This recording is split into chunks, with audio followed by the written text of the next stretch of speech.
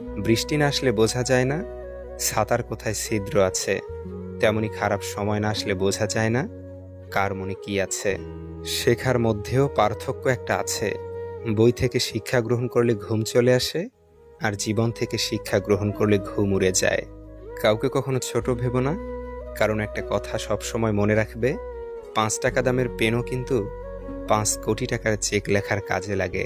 আপন যখন পর হয় তখন সম্পূর্ণ ত্যাগ করতে হয়, এছাড়া কোনো গতি থাকে না। জীবন তখনই সহজ হবে যখন অন্যের উপর আশা কম আর নিজের উপর ভরসা বেশি হবে।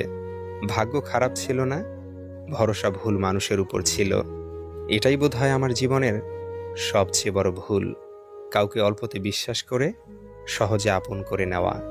যেটা সহজে পাওয়া যায় সেটা হলো কষ্ট, যেটা কষ্ট করে পেতে হয় সেটা হলো সম্মান, আর যেটা মন থেকে পাওয়া যায় সেটা হলো ভালোবাসা।